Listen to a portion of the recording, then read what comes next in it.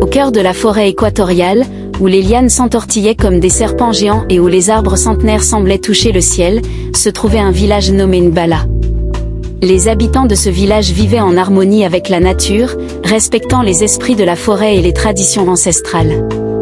Au centre du village se dressait le baobab sacré, un arbre gigantesque dont les racines s'enfonçaient profondément dans la terre depuis des temps immémoriaux. Selon la légende, le baobab était la demeure de Niam, le dieu créateur, et abritait l'âme de la forêt. Chaque année, lors de la pleine lune de juin, les villageois organisaient une grande cérémonie pour honorer Niam et lui présenter leurs offrandes.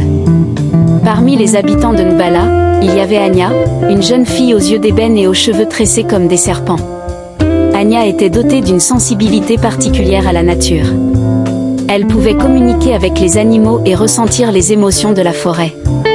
Depuis son enfance, elle était fascinée par le baobab sacré et rêvait de percer les mystères qui l'entouraient. Un soir, alors qu'Anya s'était aventurée seule dans la forêt pour méditer, elle entendit un appel mystérieux. Suivant sa voix intérieure, elle se dirigea vers une clairière cachée où se trouvait une petite source d'eau cristalline. En s'approchant, elle vit un vieil homme barbu, vêtu de feuilles et de peaux d'animaux.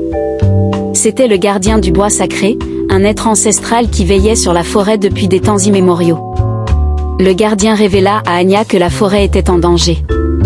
Un esprit maléfique, jaloux de la beauté de Nbala, avait lancé un sortilège sur le baobab sacré. Si l'arbre mourait, la forêt entière périrait avec lui. Pour sauver la forêt, Anya devait accomplir une quête périlleuse, trouver le cœur de la forêt, un cristal magique caché au fond d'une grotte secrète, et le placer dans le cœur du baobab. Accompagnée par les esprits de la forêt, Anya entreprit son périple.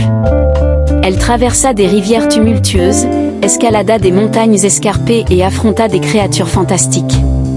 Le chemin était long et semé d'embûches, mais Anya ne baissait pas les bras. Guidée par son courage et sa détermination, elle parvint enfin à trouver la grotte secrète. Au fond de la grotte, scintillant comme une étoile, se trouvait le cœur de la forêt. Anya le saisit délicatement et retourna vers le baobab. Avec l'aide des esprits, elle inséra le cristal dans le cœur de l'arbre. Aussitôt, le baobab se remit à briller d'une lumière éclatante, chassant les ténèbres et repoussant l'esprit maléfique. La forêt retrouva sa vitalité et les habitants de Nbala poussèrent un soupir de soulagement. Anya était devenue une héroïne, la protectrice de la forêt. Désormais, elle savait que sa destinée était liée à celle de la nature et qu'elle devait continuer à veiller sur elle. Et ainsi, la légende d'Anya et du baobab sacré se transmit de génération en génération, rappelant aux habitants de Nbala l'importance de vivre en harmonie avec la nature et de respecter les traditions ancestrales.